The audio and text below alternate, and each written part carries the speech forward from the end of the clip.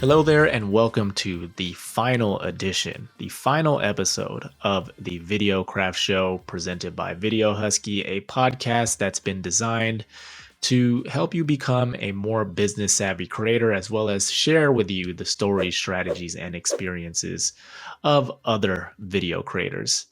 Now, I'll have a little bit more on why the show is ending at the conclusion of the podcast. But before we jump into that, let's go ahead and introduce you to our guest this week. We are talking about the subject of building a dream studio, and Kevin Shen is the founder of Dream Studio Course, a step-by-step course teaching video creators about the principles of home studio design. And Kevin offers the Dream Studio course in 3 different formats. You can actually take it as a self-directed course, or you could actually hire him for one-on-one individual coaching. But his most popular format of the course is a cohort-based program, which connects you with other students of his over the course of 6 weeks. Now, Kevin has more than a decade of experience under his belt as a creator, from mental health to his knowledge around video production. He's covered a wide range of topics on his YouTube channel, which has amassed up to 30,000 subscribers. So in this last episode of the Videocraft show presented by Husky, Kevin joins me to discuss a handful of topics, including how listening to his audience on YouTube spawned his business idea for Dream Studio Course in the first place, the common constraints that stop most creators from building their own dream studios, and what you can expect from Kevin's program if you decide to sign up. That and so much more on this episode of the Videocraft show presented by Husky. Again, this is the final one.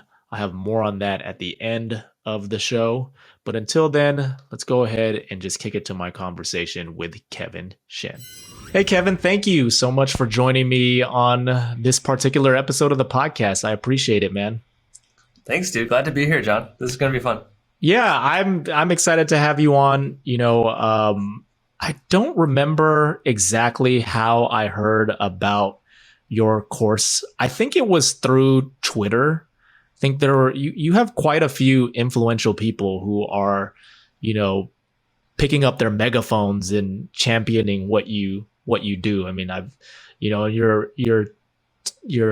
sales page on Dream Studio, you've got like tweets from Tiago Forte and Jay Klaus and some other influential people. And so I saw it and I thought, hey, I should check this out and see what this is about. I have like my own studio set up here as well, and was glad to connect with you over that webinar where you were very gracious with your time too. Like that's the one thing I want to let people know is that Kevin was very gracious with his time. Like the webinar was set for an hour, and then you went an extra hour just like workshopping with remaining people who stuck around on their studio setups. It was honestly so much fun. Like I feel like that's just the best part about it. I used to do a lot of just YouTube videos, and when you do that, you're not talking to the people, and it's such a different experience, getting to hang out with you guys. That honestly, it's just so much fun for me. So thanks for hanging out after that. Yeah, no, I think that's great. I mean, because it's like, sometimes I think some with bigger companies, right? And you're a small, I'm assuming like bootstrap team of 3 people. Yeah, it was more personal, right? Where with like big companies and they do a webinar, it feels impersonal. You don't really feel like you're the host of the webinar is really that engaged with the audience. It's almost like they're talking down rather than talking with. And so I really liked what you did, where you were basically talking with the participants on the call, and it didn't feel like, there was this separation between us of, miles in distance. You're in Texas, right? I'm here in Oklahoma. It just felt like it was a very homey vibe, I would say. Awesome. That's all thanks to my team. They've been putting everything together. I can't take credit for that. I just show up and like, hey guys, let's hang out. You just show up and you get to hang out with everybody that ends up RSVPing. Well, cool. So, let's dive into your background. As you alluded to a moment ago, you had done stuff in YouTube before. I think your channel has around like 30,000 subscribers, right? Yeah, something And like that. you jumped into YouTube in 2018, so about like 4 years ago, and you quit your job to do it, right? So actually, yeah. So I found out about YouTube back in 2008, I want to say. Yeah. And that's when I first got my feet wet. And we had a video go viral. We participated in this one music video contest. We had over 100,000 views on one video. And that's really when I went like, oh my God, this stuff is cool. Like we had people from other high schools coming and talking to me like, hey, I know who you are, first of all, which is like, should be creepy, but I was like, this is awesome as a high school student. Yeah. But they're like, hey, that made an impact on me. And I thought that was super cool, you know? And being a peer counselor at the time, even still to this day, I feel like that's one of the most powerful things you can do, meaningful wise, to like have something that you can share with somebody that shows them they're not alone, right? And people were coming to me and saying, hey, you did that for me through video, and I've never met you before. And so that's when I was like, there's something here that I think is really meaningful and powerful to do. And then I told my parents, I'm going to go do film school. And they're like, no, don't do that. And so then I ended up somehow doing the thing I swore I would never do, which is computer science. I swore I would never be one of those nerds behind a computer. And then I realized this is amazing. You're making stuff. Did that for a while and then really missed the human aspect of making stuff that makes you feel things.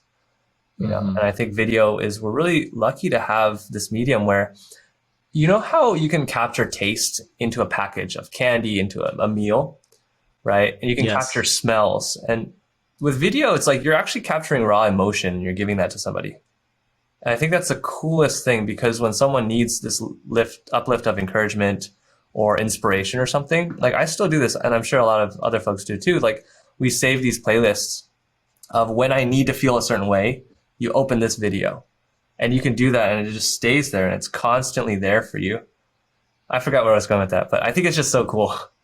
Yeah. Well, I was going to ask you based on, you know, when you got into YouTube, were you inspired by like some of these early YouTube creators? I mean, a lot of the people, even during that time, especially yourself being Asian American, there was a period in time where YouTube, I felt like was the best YouTubers were Asian Americans, like the top YouTubers. You have people like Ryan Higa, you had Kev Jumba, you had Timothy De La Ghetto, you know, and they've gone on to do some amazing things. I'm wondering if that was maybe like your first introduction to it as a consumer of video content, and then seeing those people maybe inspired you to want to do something similar. Yeah. Do you remember Wong Fu Productions?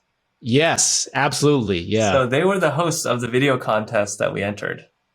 And so they were one of the first people that inspired me. But yeah, like I think one of the cool things about YouTube back in the day was it was like you felt like you were creating a relationship with people because it wasn't this big budget thing that you would be like, my life is never going to be like that. It's like some dude chilling at home in his bedroom, right? Like I do that too, you know? And it's so relatable that it was different than having a big budget, you know, kind of thing.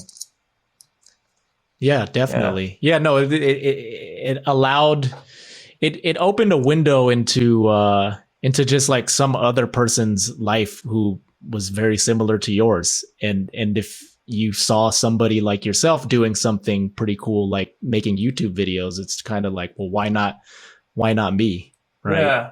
Yeah. Super inspiring. That was so long ago. Definitely. Yeah. That brings back memories. Yeah. So did you just teach yourself how to edit and shoot videos like while you were in high school, watching, you know, videos from Wong Fu Productions and others on social media? Yeah, I was that kid in high school. You know how like every high school has like that one kid that does like the camera stuff and one kid that does like super into, I don't know, like rap or something. I was the camera kid. Yeah. And so I would spend a lot of time like, I was actually like, my parents didn't let me buy a lot of camera gear. And so I was actually on forums, like searching up how do you make lenses and like making certain things. Most of them didn't work, but like you kind of get a sense of like how these things work and operate, making different camera cranes and stuff. I was that kid who brought a camera crane that I built out of PVC pipe to like the school. Oh, wow. And yeah, I think the cool thing about video is it's so accessible.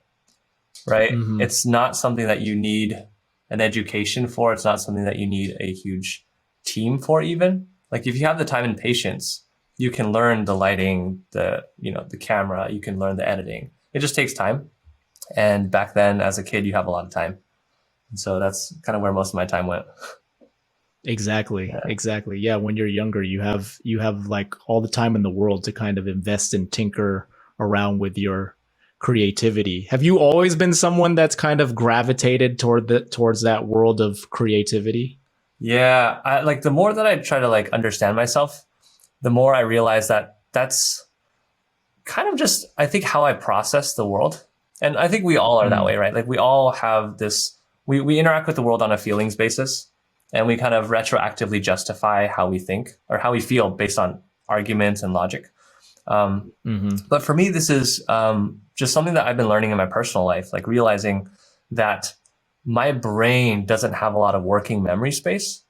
And so this is kind of an ADHD thing, right? And so it's, for me, it's been such a cool thing to realize, like, hey, your brain works this way, so approach problems differently. And I noticed that that's kind of the way that I had been thinking all my life, because when you don't have a lot of working memory in your brain to hold little pieces of disparate data, you kind of have to zoom out and go, what is the overall feeling of what's going on? What's the overall gist of this thing? And then when you're always operating on that level, because that's how you distill and condense things into individual packets that can hold a lot more data, I think you just naturally just kind of process that way, you know? And so I wouldn't say I'm maybe that creative. It's just by necessity. I think that's just how I like process, you know, to make sense of the world. Gotcha. Okay. I understand where you're coming from there with that.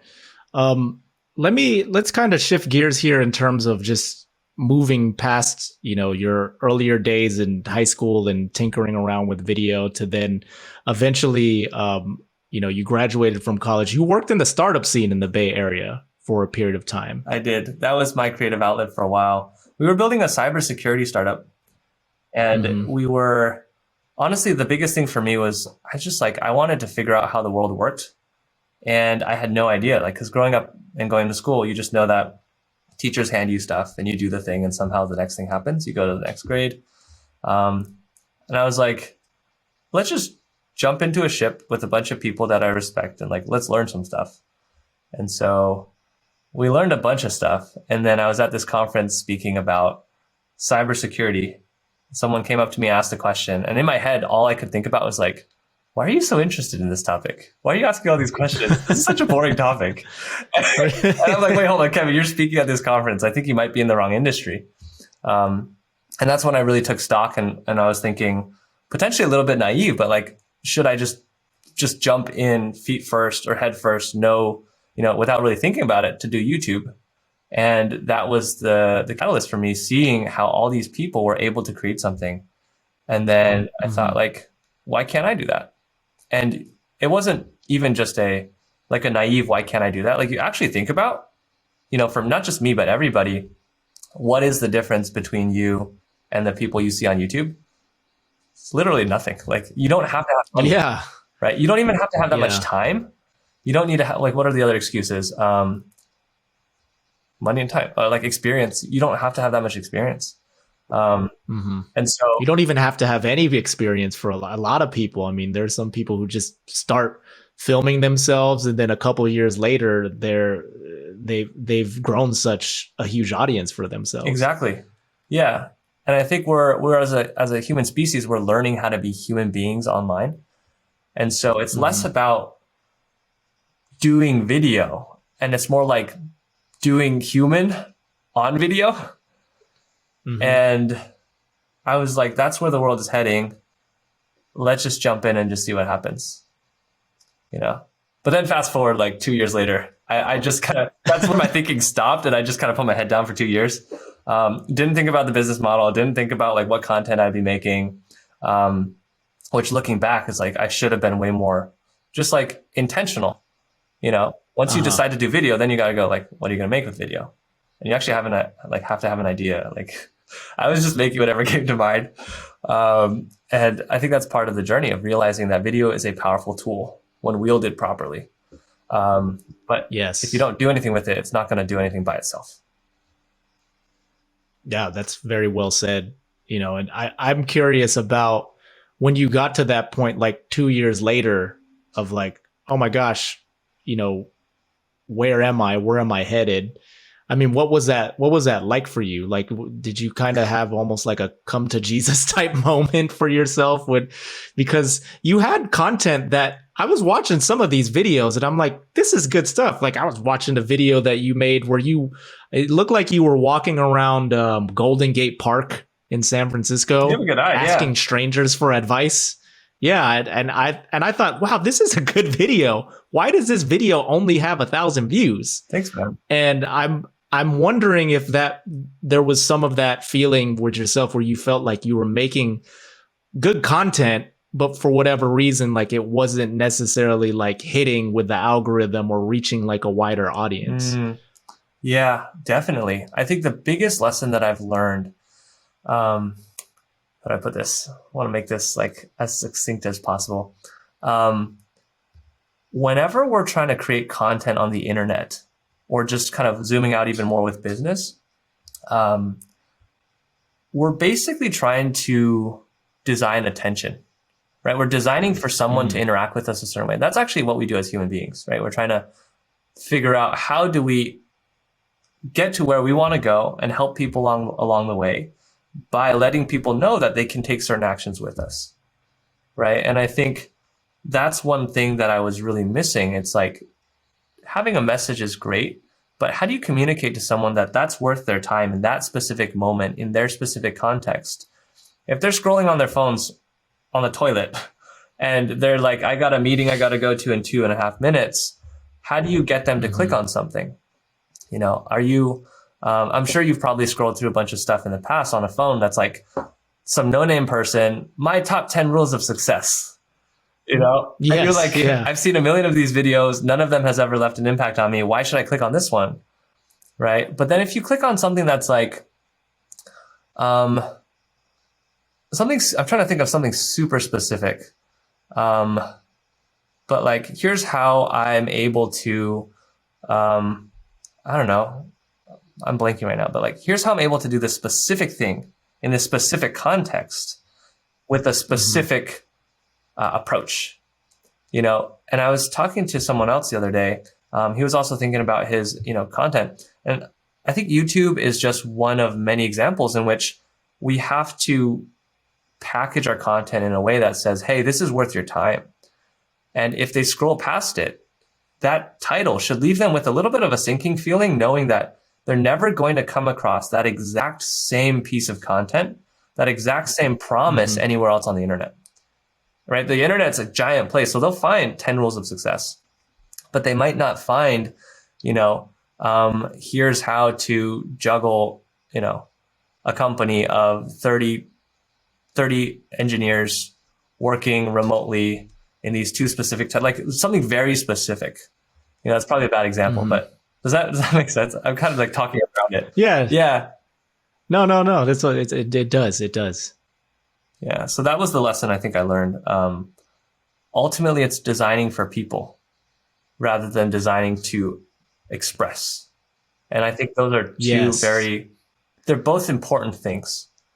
But what I was doing was I was telling myself I was creating an income source for me. I was creating something that sustains me in my life.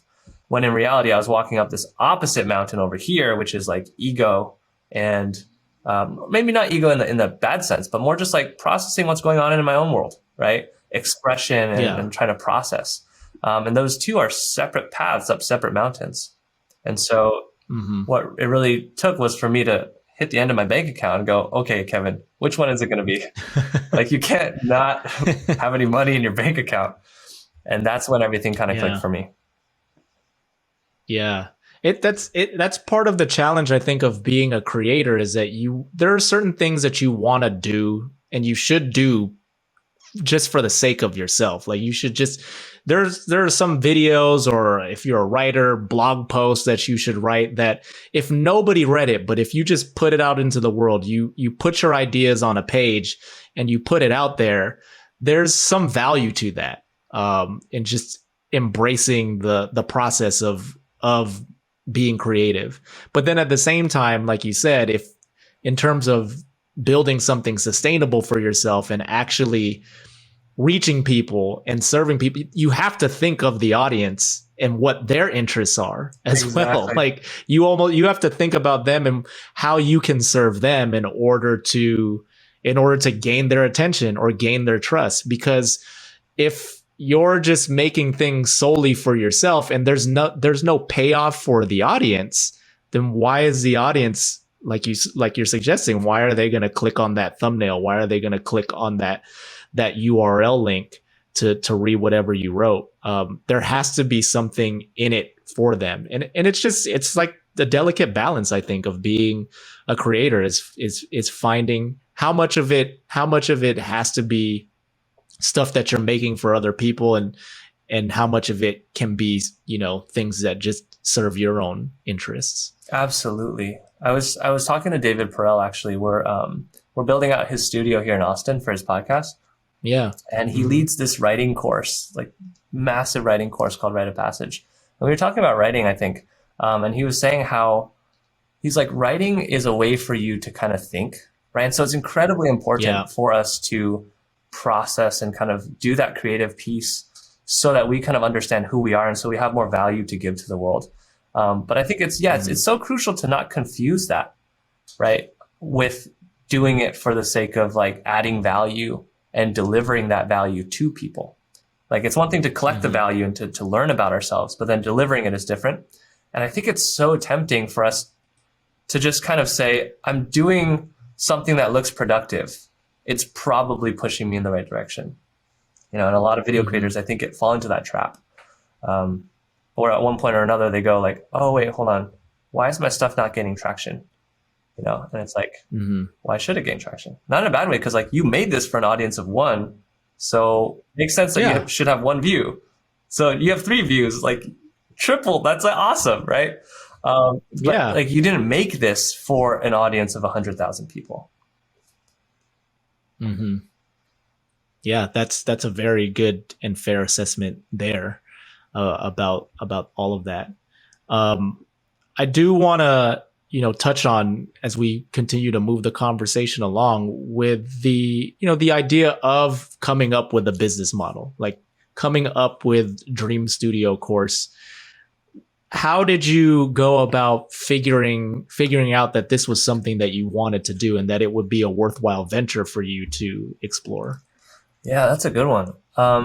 So like I mentioned, I was like a late 20s, grown ass man living with his parents with like basically, I think $6,000 in my bank account.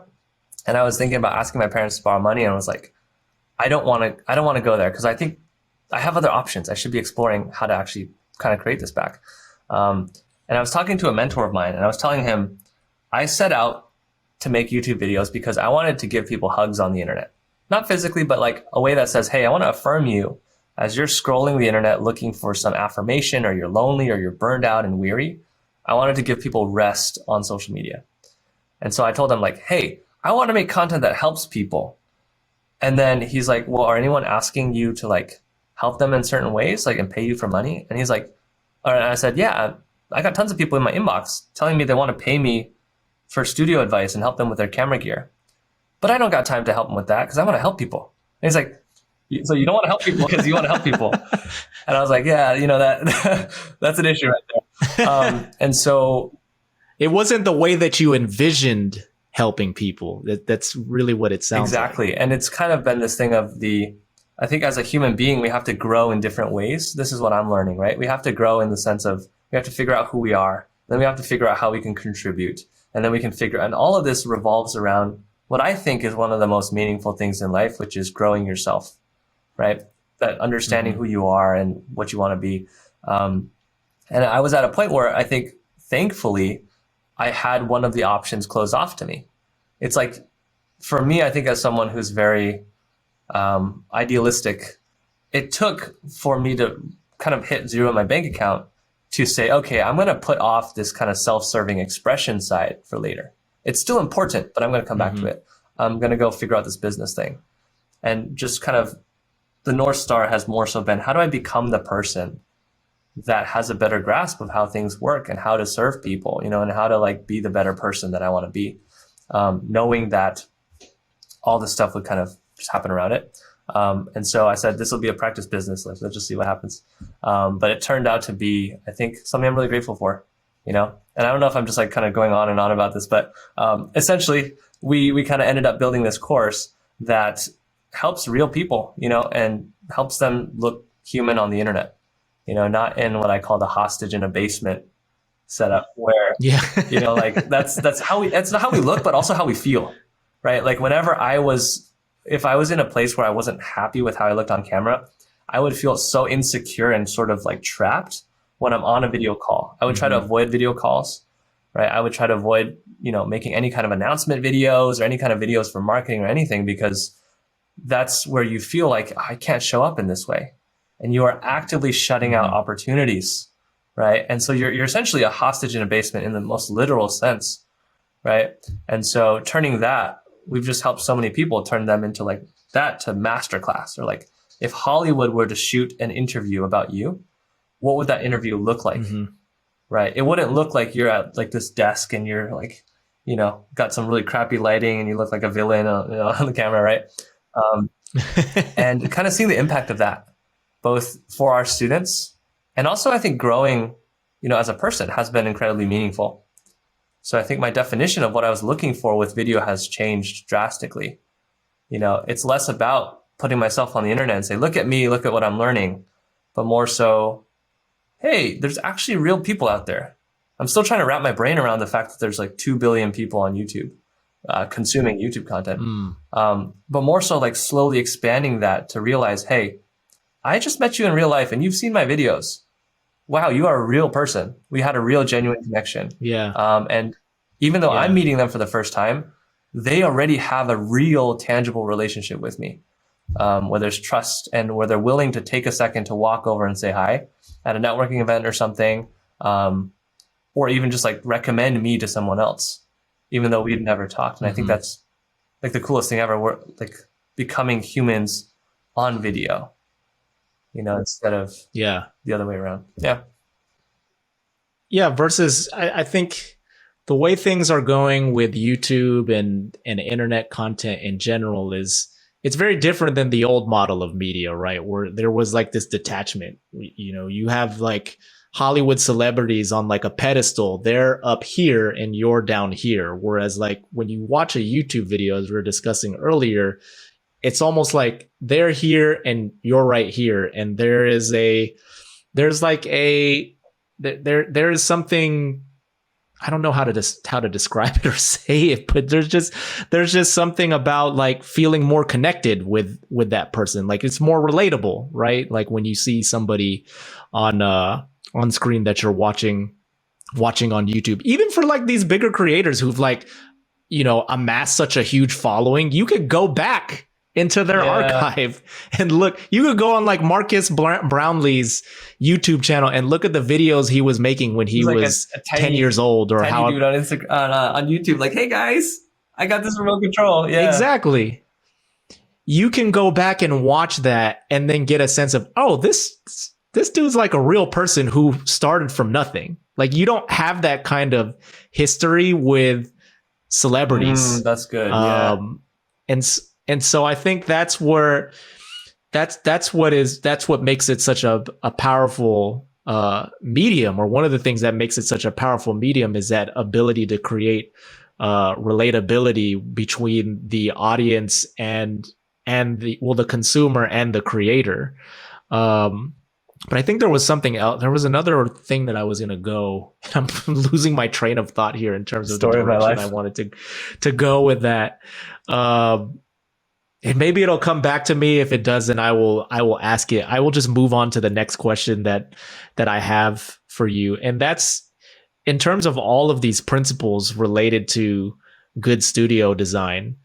Where did you learn all of that? Like, how did you you discover these things related to designing a studio that can feel warm and can make your audience feel more connected to you? Yeah, I think just that feeling of being so embarrassed by your content that you have to improve it.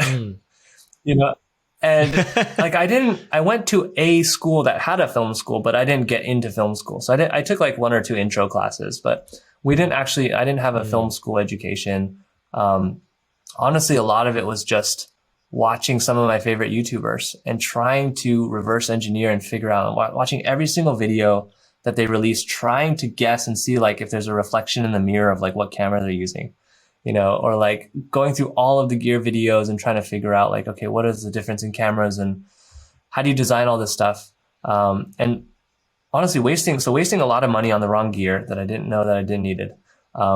Spending a lot of time. I used to spend like 8 hours setting up a video, like trying to get the framing right, trying to make the background look not as bad. I was so embarrassed by how my house looked. So embarrassed because I had just like papers everywhere and like just like basic living situation, right? And the lighting was so bad because it was optimized for living, not for filming. And after 8 hours, I'd still feel so like it wasn't ready yet. I was not satisfied with the setup. And also I was like frustrated because it's 8 p.m. now. I thought I would get done filming by now, and now I can start filming. And just so many setbacks like that over and over again. And a lot of our students kind of say the same thing. Like they get started with this process going, I just filmed a video. I filmed an entire course and I'm so scared to put it on the internet. So like I did all the work. I could push publish and start collecting sales and collect money, but it's so bad. I'm worried it's going to taint my brand. I'm going to give up on all that work I spent, all that headache and hassle and all this new revenue. I'm going to forego that because it looks so bad. And then they hop into this cycle of like, okay, now I got to watch hours of YouTube content. Now I got to go on Amazon and scroll through 100 product pages to find a light and then a lens and a camera, right? And so honestly, for me, I just didn't know anything else but to just go that route and just like bump my head into the wall until something looked good. And then just make note of that. Like, oh, hey, this looks better. And through that, what I ended up doing was so many people were asking me the same questions. I put it into this course, which we now guide people through live. We have like a digital version where you can just watch the curriculum. But my favorite is we take people through the curriculum together and we workshop their actual studio. So we get to say, hey, just show us, take a super quick video of your space, show us what you're working with, and then take a test shot. And then as their studios slowly come together every single week, we're like drawing on their screens of saying, hey, this area is a little too dark. You got to take that, that one light you have, that one, put it over there, turn it to this brightness. Okay, now do this, and walking through, helping them understand what their actual visual style is that they're looking for. That's one of the principles like you asked about, right? It's, we don't remember usually why we like the things we like. We just remember that we like them. And so it's kind of like that quote. I forget who said it, Maya Angelou or somebody. We don't remember exactly what the person said. We remember how they make us feel. Yeah, I think that was Maya great Angelou. quote. And it's very similar, I think, when we're trying to create things with our studio specifically. We remember all these awesome studios we've seen. Like that one masterclass was so good. I want to look like that. But then if I were to ask you, what was in that background in the left hand corner? You'd be like, I don't know, and if you had it in front of you, you could immediately pinpoint and say, oh, it's this thing, this thing, this thing. Now I understand my taste better. And now I can actually go create this thing. And so we walk the students through that process, and it's just so much fun kind of going from before and after. It's so much fun. Got it. Yeah. So how did you decide on doing, you basically have 3 packages as you were alluding to. You have the self-directed course, and then you have the cohort-based course, and then you also do individual one-on-one coaching if somebody wants that direct attention from you. So how did you go about deciding that those 3 avenues would be the right way to deliver this information to people who need it? Yeah, good question. Honestly, to be fully transparent, we're just we know people need this and people are struggling, spending way too much time and like foregoing so many more opportunities by not having good video that we're like, okay, well, I think people need help. And then different people come to us saying, I need help in this way. I have this constraint. I got a budget constraint. I got a time constraint or whatever. And so even some people, like I mentioned, David Perel or Tiago Forte, big influencers who teach multi-million-dollar courses and have huge audiences. They're like, hey, I love what you teach, but I don't have time to go through this, even one-on-one. Can you come build it for me and teach my team? And so we'd actually like fly on site and we kind of work with the team and work with whoever's there. And those have been really fun too. So this is another kind of one of the personal growth kind of things that I'm learning personally, where to genuinely serve and help out, it's both in your best interest and the person's best interest to not bring in any of these assumptions about what they need, to really think about like, what is your situation? You know, I'm not going to force a $20,000 package where we go on site. I'm not going to force that on someone who has maybe a $200, $400 budget. You know, in that case, actually, I would just say like, hey, don't spend money on me. Like actually just go and buy like a nicer microphone. That's what's going to help you the best. And just go watch the free materials that we have and you're going to learn and come back to us later, you know? And that's how we approach the studio too. Like there's not one studio that I can just hand to everybody and say, use this, right? So if I had a psychotherapist making their online course about, whatever that is, anxiety, I'm not going to give them the same studio recommendations as a 14-year-old gamer playing Fortnite with, like loud sirens in the background and flashing lights. Like that's not going to be the right studio for that person who wants to create authority and trust and relatability and safety. Right. And so, just kind of like catering to what each person needs. And that's what I think YouTube is missing, because on YouTube, you can't, unfortunately, ask people questions. Like we were talking and you were saying how you have a specific wall color, right? And you have a specific setup and the layout of your room is kind of funky. You can't ask, how would you even start searching for that question on YouTube? Exactly. All you can do is like search up a bunch of different things and just watch a ton, hoping that one of them touches on one aspect of what you talked about. And hopefully they explain their reasoning, and that's kind of the status quo. That's the alternative right now, which, is just unfortunate that people have to go through that just to figure it out. Yeah. And I don't think the algorithms are not at a point yet where they can actually detect that somebody is walking away like dissatisfied. There are certain metrics that they can look at, but like watch time and whatnot. But like you said, sometimes these questions get so specific and there isn't a better way to answer them but to actually talk to the person one-on-one in the way that you're doing it, to actually solve the problem that they have. So I really commend you for really like taking that approach with everything that you're doing. And you mentioned common constraints that people have when it comes to building their own dream studio. What would you say is the number one constraint that people come to you with and say like, I can't build this studio because of X? That's good. So you're saying that the constraint that people perceive to be a constraint, like the biggest thing that people feel stuck and like, I can't create content because I have this thing here. There's a couple. One of them is space. Most people don't have a dedicated living room sized room to film content in, right? Most people don't have just like that amount of flexibility that they can play with. And so most people actually just kind of just share something. If any of you watching are kind of like scared of that, there's like most people who are influencers, like their spaces don't look like they're influencers. Everyone's behind the camera looks so bad, that it's kind of a thing now in our course. It's like on day one, show us the ugly reality, because that's the real thing. And so I think most people think that it kind of disqualifies them. If I have a small space, that I can't create videos that look amazing because I don't have a warehouse where I can design a set. I used to film my entire course and hold live sessions and YouTube videos with the desk pushed up against my bed in my bedroom where I could almost touch the wall behind me.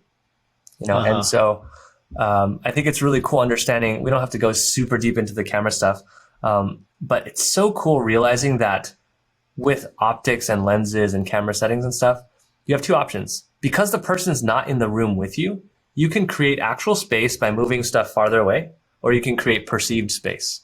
And those two are actually very similar in that person's perception, right? Perceived space. You can do things like getting a wider lens will make the field of view look bigger. And what that does is it makes the background look like it's falling away, right? So action sports, they accentuate the sense of distance and spaciousness by shooting wide.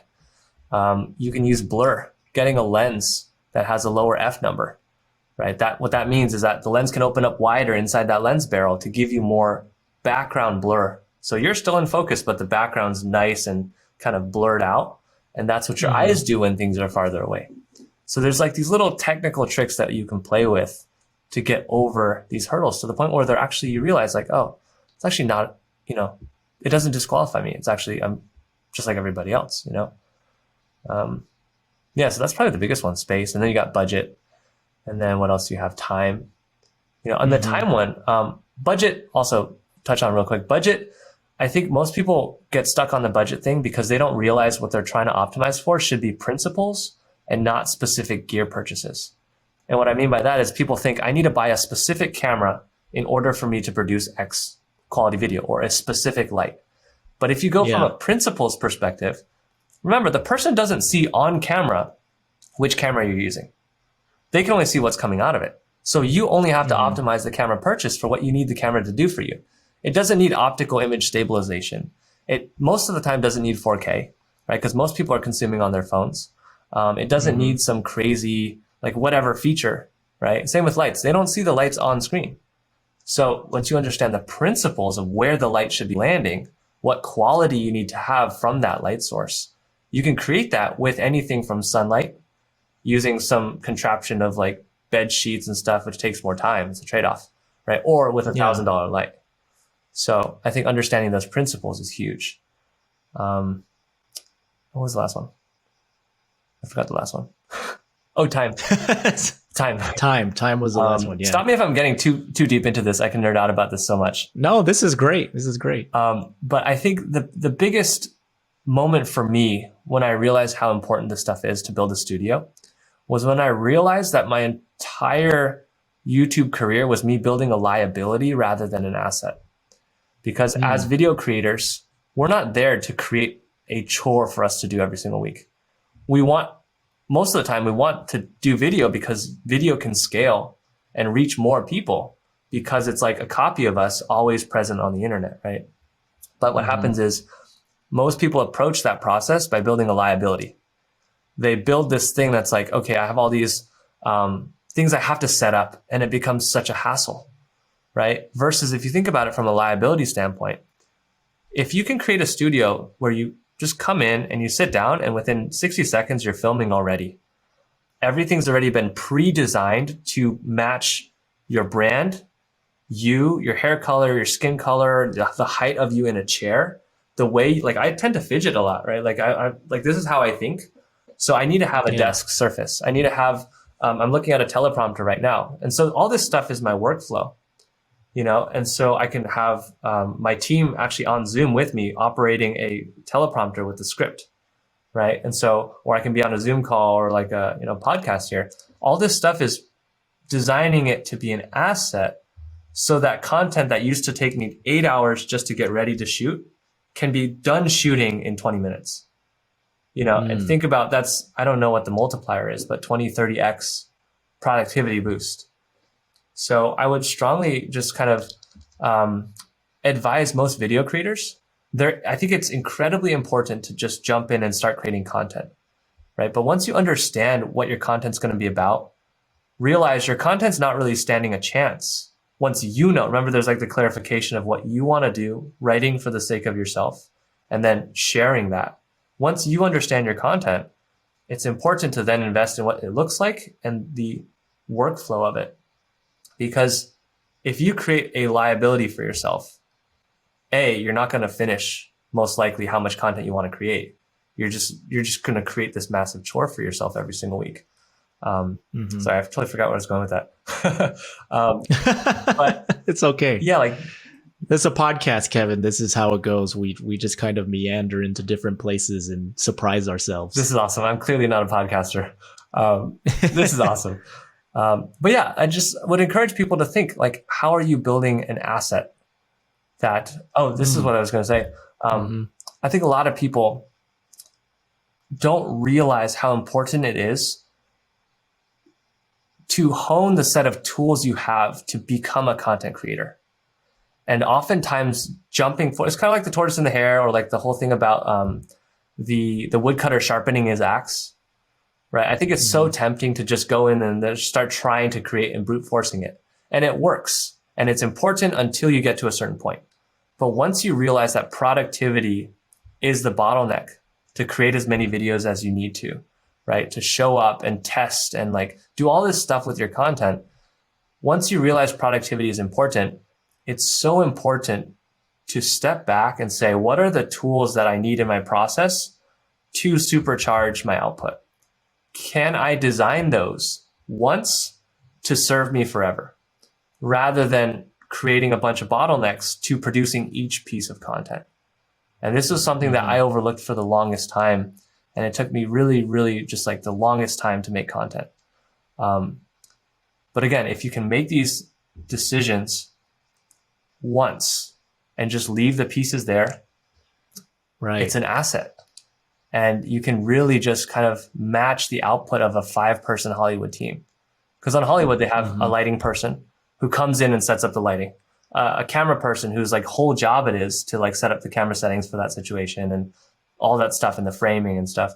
Then the background set design and all that stuff, right? The audio, 5 or more people. But we're lucky if we're filming just content in our houses, talking to the camera, the lighting doesn't need to change. Who's on camera doesn't need to change.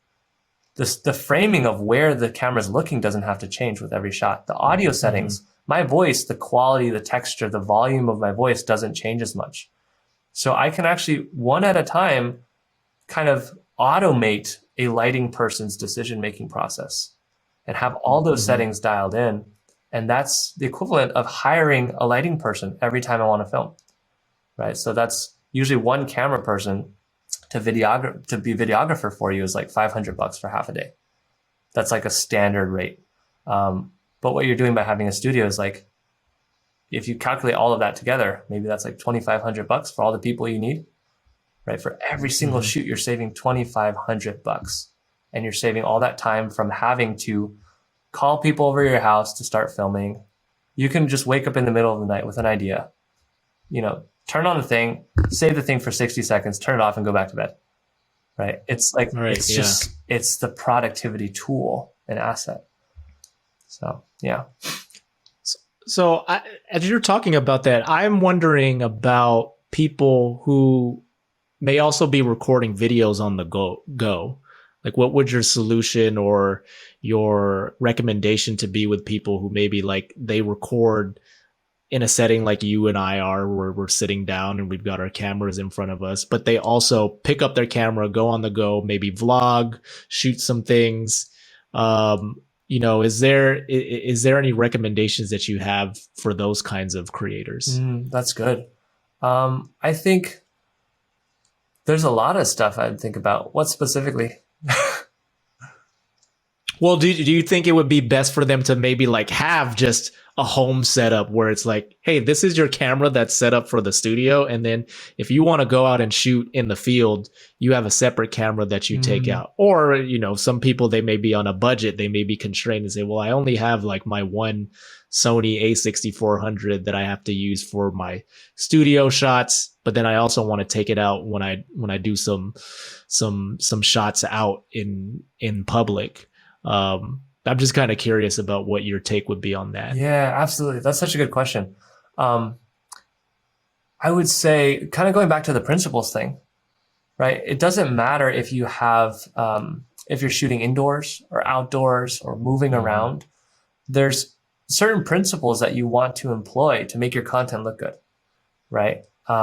You want to communicate to somebody that, hey, this content is going to be engaging. The style of the shooting might change, but you still have to communicate that, hey, I've got production quality, right? Whatever quality might mean in that context.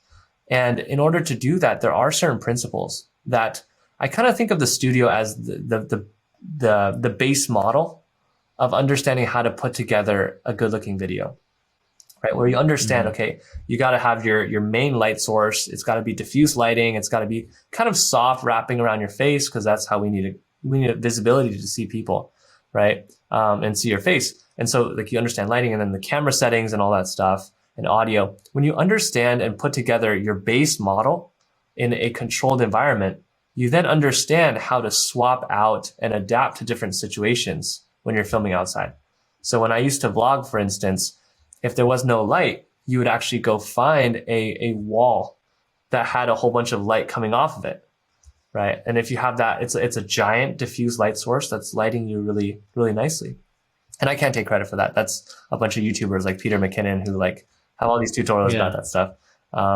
And I think it's about understanding the principles, right? And that studio is kind of that, again, it's the controlled base model, controlled environment to learn each of those principles.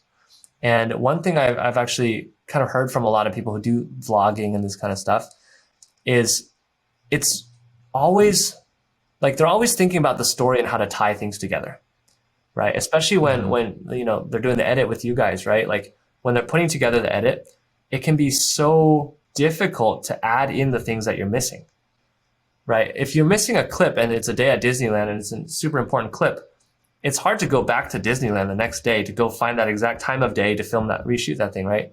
And so there always is a need for some kind of a narrative thing that glues everything together. So I'd say even for people who are doing vlogging or whatnot, it can be helpful to just know that you have this space that will allow you to film stuff on like super quickly, to kind of patch up anything, you know, or if you want to film an intro or just something people associate as like, this is part of your brand. This is part of the ritual of consuming your content. Like Casey Neistat has his main studio. It's become a beloved character in his videos, right? Right. Yeah. Yeah. I like that idea of what you're saying there. It becomes a character. It becomes like this, another thing that the audience is like familiar with and helps foster that relationship, that parasocial connective relationship with the audience. Exactly. I've never actually heard it described that way. It's pretty interesting. Yeah. To hear it described like that. And it occurred to me the other day, that half the time I spend money going to the theater and watching movies, half the time I don't care about the plot. I just want to be in that world. And when that hit me, I was like, wait, hold on. That's so interesting. We want to just be in a world. And when you can create a setup like Casey Neistat has, right? You just want to be in that studio space. And I'm sure like everyone's favorite podcasters, i.e. this podcast right here, right? Like, or everyone's favorite like YouTubers or whatever that is, half of the allure is like just coming and spending time in that space, whether that's the physical space or that emotional headspace. Like when I watch some of these like maker creators, when you go and you see the shot of them in their workshops, it puts you in a certain state of mind where you don't just go, okay, now I'm here to consume content from this person. You go, I'm in a world of possibilities. I'm going to watch magic happen in front of my eyes. They're going to put together something cool. They're going to expand my my view of what's possible. They're going to expand my view of the fact that one person can create awesome things, you know, and it's going to make me feel like I want to go do something too, right? And I would argue and say that that's half of the value that the person's creating content-wise, putting that person into that emotional state. And that's a whole nother rabbit hole too, like the studio being the vehicle to deliver someone to this emotional state. Right? Yeah. That's something when I attended your webinar a couple weeks ago, was I had never thought of it like that, like as a studio creating some sort of emotional state for the viewer. Like even as I look at you and where you're set up in your studio, you know, you've got the very nice blue background, the couch, the plants beside you, the nice desk in front of you, and it even matches the color of your watch that I see that you're wearing, you know, like it's very very jungle. I don't know, like I'm trying to think of like what it gives off this vibe to me of here's somebody who is very just warm, inviting, who is not, it's not an intimidating thing. It very much matches your personality. Even when you came into when I let you into the room and we just started chatting, we were just kind of like going with the flow. Like I got the sense that you're just a very easygoing guy, and the way your studio is set up kind of matches and evokes that same emotion. Thanks, man. That's awesome. That means I've done my job well. Appreciate it. That means a lot. Yeah, that's an endorsement from me. Appreciate it. Yeah, it's crazy. This question, as I was putting together that workshop, really thinking through this, one of the biggest nuggets that I took away from it was this, and this goes beyond studios, but when we design our studios for students, we tell them, like, what do you want your studio to evoke in the person you're talking to, right? And this is what we call the studio's job description. You don't want to put together a studio that's not going to help you. What do you need the studio to do, right? Do you need it to put them into a state in which they're inspired, reassured? Do they need to feel that you have authority? Do they need to feel that you are just like one of them, like super relatable at a peer level? Or do you want them to feel whatever that is, right? And when you get down to that, I call them the emotional payloads, right? What are those words, the emotions that you want to deliver in that vehicle to them?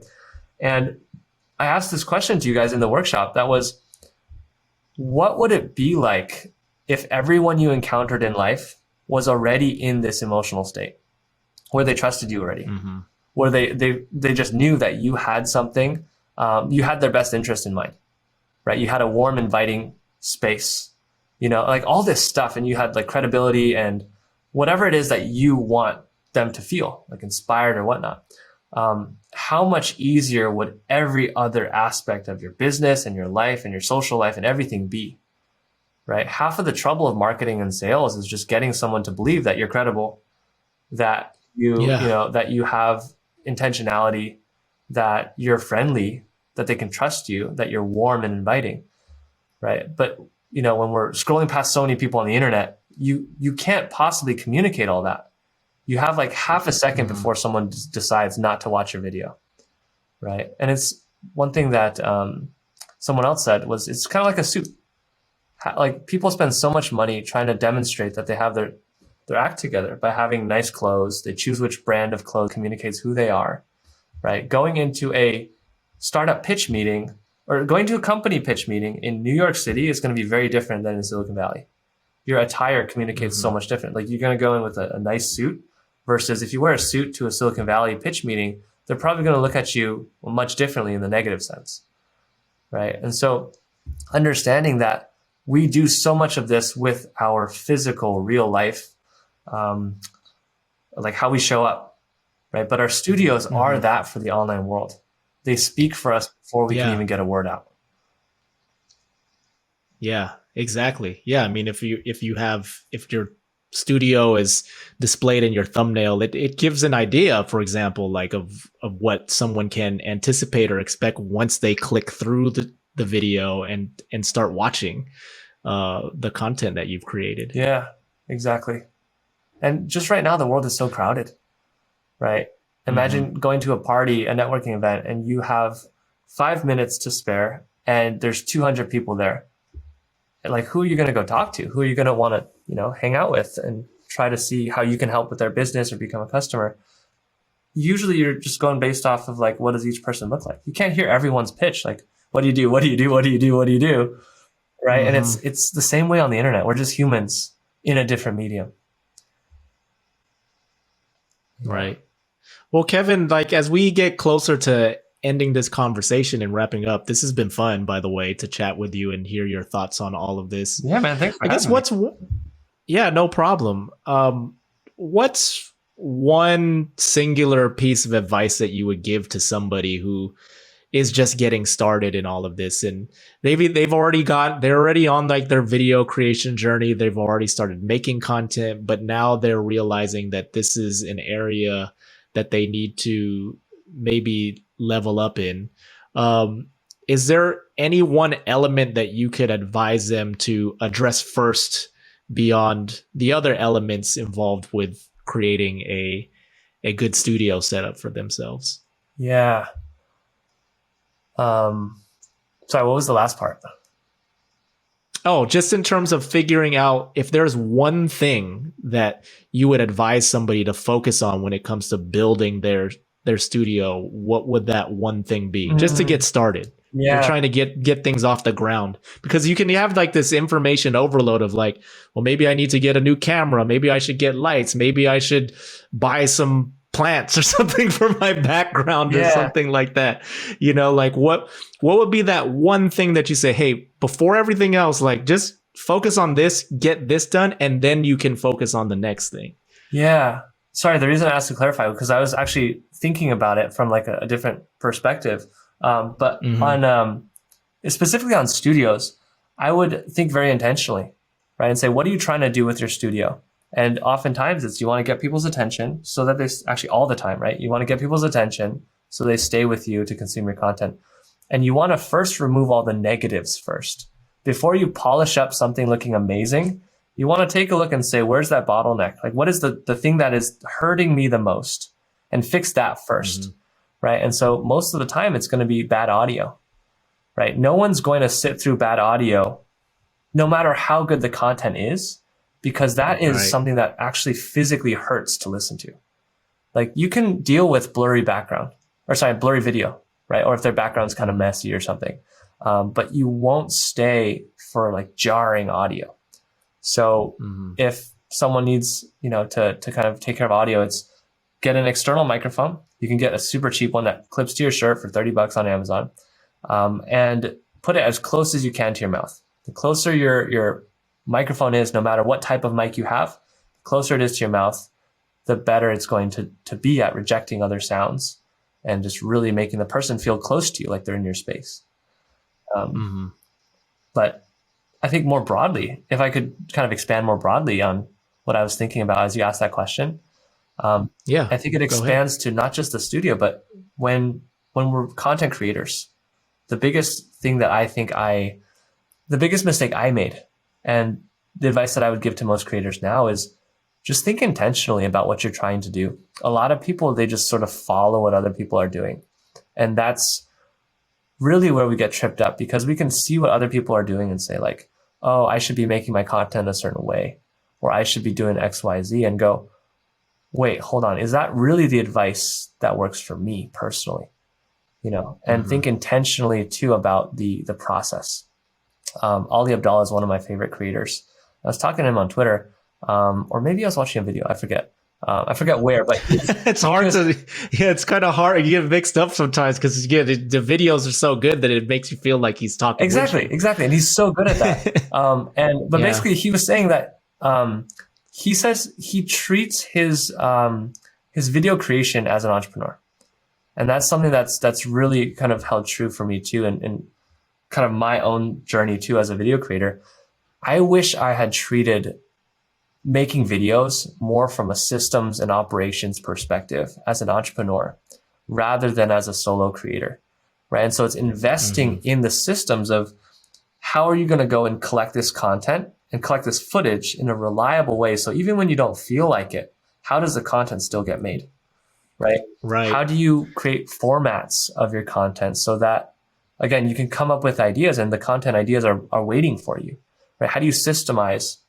There's a great course called Building a Second Brain by Tiago Forte.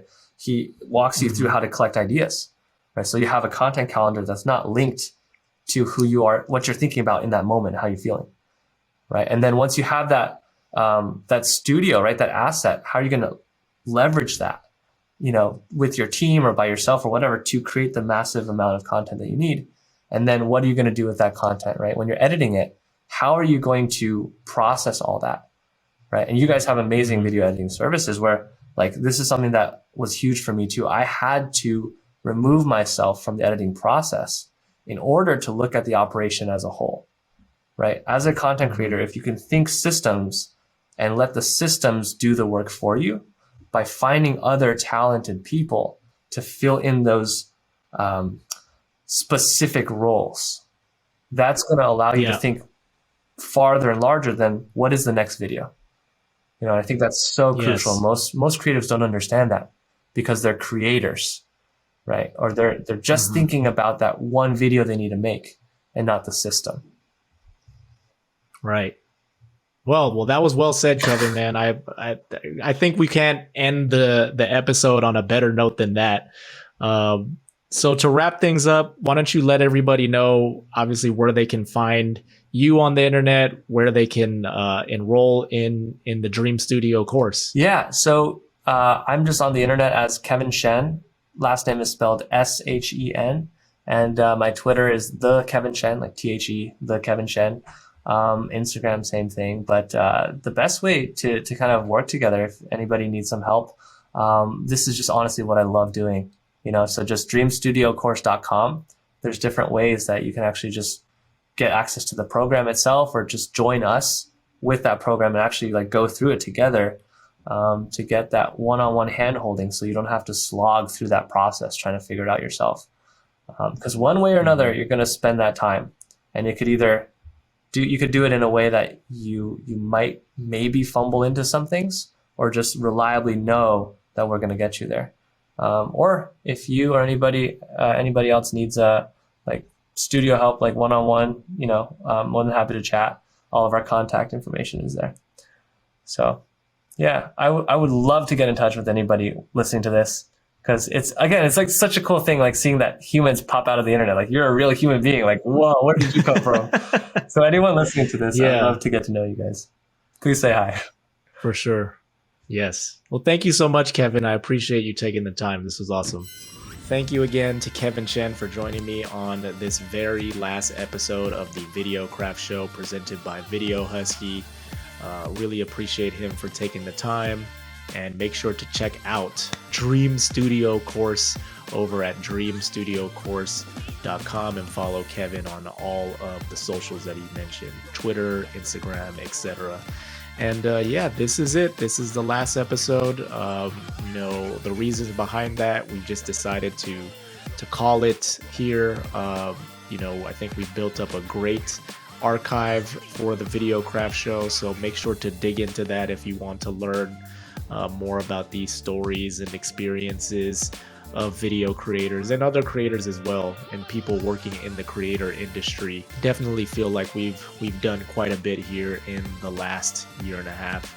And so as I wrap things up, I want to go and give shout outs to everybody who was involved with this podcast. I've got to shout out Chaco Rukan, Rexa Stanislao, Shara Texon, of course Nikki Vicente, Vinny Luterio, Ingrid Saraiba, and of course the current team of Gio Fernandez and Paulo Lopez on graphics there.